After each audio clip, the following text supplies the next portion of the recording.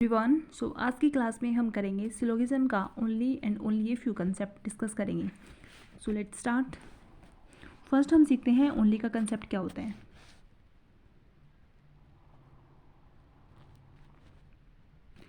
Only जो है वो कंडीशनल वर्ड है।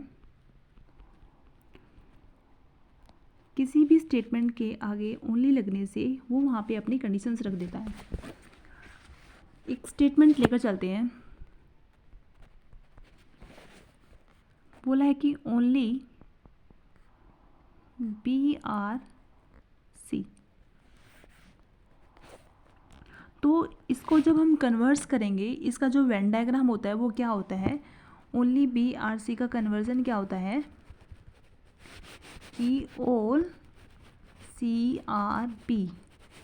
इसका वेन डायग्राम ये होता है ओनली का, मतलब सेकंड एलिमेंट अंदर आ जाता है देन फर्स्ट एलिमेंट आएगा। मतलब ओनली BRC का कन्वर्जन क्या होता है ऑल CRB। और यहाँ पे रेस्ट्रिक्शंस क्या है कि केवल B ही C है, मतलब C का रिलेशंस B के अलावा किसी भी अदर एलिमेंट के साथ नहीं बन सकता। हमेशा नो का रिलेशंस रहेगा इनके बीच में, C का और अदर एलिमेंट के बीच में नो का रिलेशंस रहेगा। ना वहाँ पे पॉसिबिलिटी बन सकती है और ना वहाँ पे डेफिनेट कंक्लूजन बन सकता है। सो इसका मतलब कि C will be having restrictions with any other element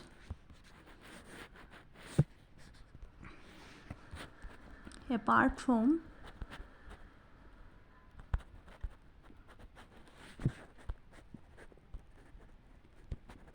element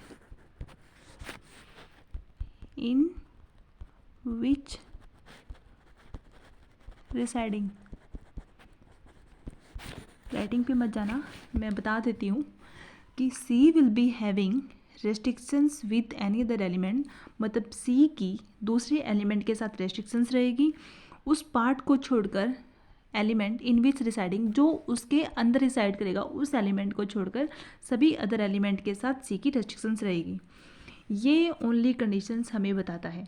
तो इसको लेकर हम कुछ स्टेटमेंट डिस्कस करते हैं, कुछ कंक्लूजन डिस्कस कर, कुछ क्वेश्चन डिस्कस करते हैं।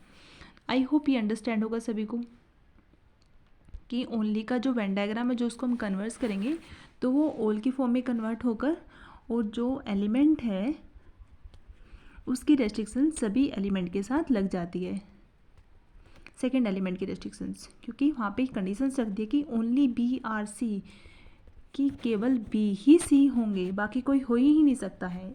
ये ओनली दर्शाता है यहाँ पे। अब इसी स्टेटमेंट को लेकर हम एक और स्टेटमेंट ड्रॉ करते हैं, देन कंक्लूजन ड्रॉ करते हैं कि क्या क्या कंक्लूजन बन सकते हैं।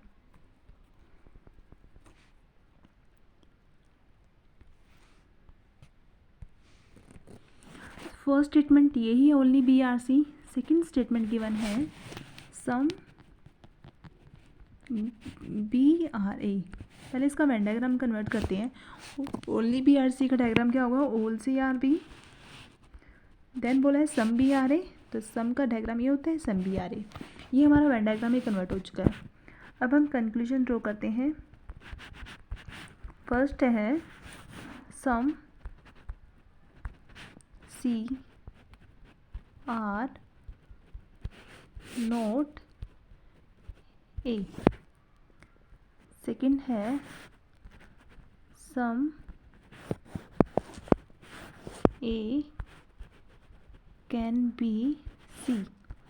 थर्ड है नो CRA एंड फोर्थ है all B can be A।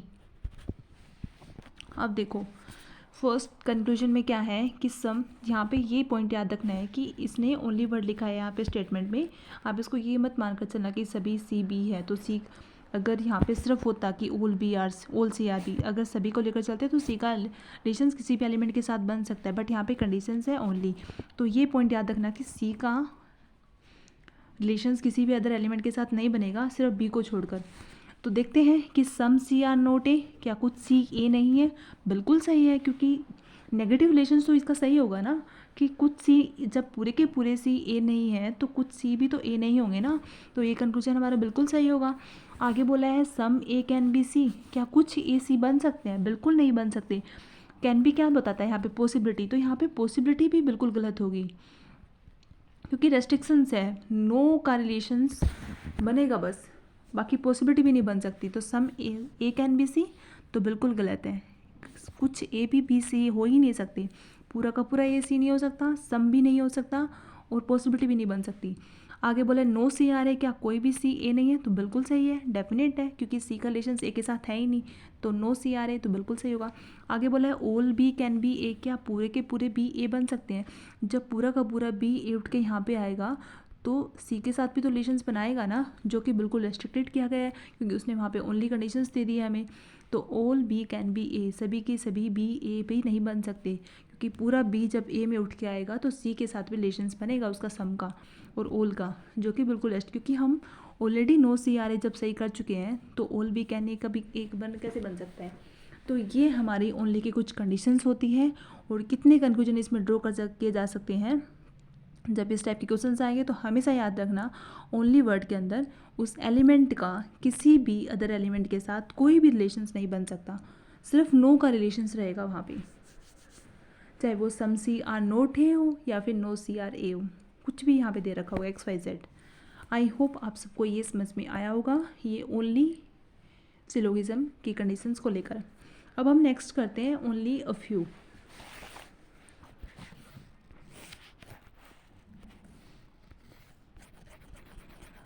अब ओनली अ फ्यू पे जाने से पहले ए फ्यू का मतलब क्या होता है? ए फ्यू किसका स्कैंडरी वर्ड होता है? सम का स्कैंडरी वर्ड होता है। तो डायग्राम किसका बनेगा? ए फ्यू ए बी का मतलब क्या होता है? अगर बोला है कि a few A are B, इसका मतलब क्या है कि सम ए आर बी। अगर ए फ्यू के आगे उसने ओनली लगा दिया, तो ओनली हमने अभी देखा था ओनली क्या कंडीशंस वर्ड है, तो उसने वहाँ पे कंडीशंस लगा दी है, फिर वहाँ पे सम ए आर बी नहीं रहेगा। उन्होंने बोल दिया कि only a few A are B, मतलब कुछ ही ए बी नहीं हो, कुछ ही ए बी होंगे, सभी के सभी ए बी नहीं हो सकते। तो अ फ्यू और ओनली अ फ्यू में ये डिफरेंस होता है। ओनली लगने के बाद वहाँ पे कंडीशंस लग जाती है उस एलिमेंट के ऊपर। देखो, अगर एक स्टेटमेंट है, एक क्वेश्चंस लेकर चलते हैं, only a few A are B. अब ओनली को आप हटाओ, a few A are B का वेन डायग्राम क्या होता है? सम, ए फ्यू का मतलब क्या होता है? कुछ, तो कुछ भी है, ये इसका वेन डायग्राम होता है। अब ओनली लगने पे क्या देखो क्या बन रहा है कि कुछ ही ए बी होंगे, सभी के सभी ए कभी भी बी नहीं हो सकते। इसका मतलब ए का सम के साथ तो कुछ रिलेशंस है जो कि हम ऑलरेडी कर चुके हैं, बट ए का कुछ जो पार्ट होगा, सम जो पार्ट होगा वो बी से रेस्ट्रिक्टेड होगा। ये उसने ओनली लगाकर हमें बता दिया है कि only a few A are B, मतलब कि कुछ ही ए बी होंगे, सारे के सारे ए कभी भी बी नहीं हो सकते। अगर ओनली नहीं होता तो फिर वो सम ए आर बी रहता, क्योंकि ए फ्यू का मतलब होता है सम। ओनली लगने पे, ओनली वर्ड लगने पे वहाँ पे क्या कंडीशंस लग चुकी है ए के साथ बी की, कि कुछ ही ए बी होंगे, सारे के सारे ए बी नहीं हो सकते। अब इसके ऊपर हमारे पास क्या क्या इस स्टेटमेंट से अगर हम कंक्लूजन ड्रॉ करना चाहें इसी स्टेटमेंट को लेकर, ये इसका ओनली फ्यू का वेन डायग्राम होता है कि सम के साथ इसके हम रेस्ट्रिक्शंस दिखाते हैं बी के, कि कुछ ए बी है बट सारे के सारे ए बी नहीं है।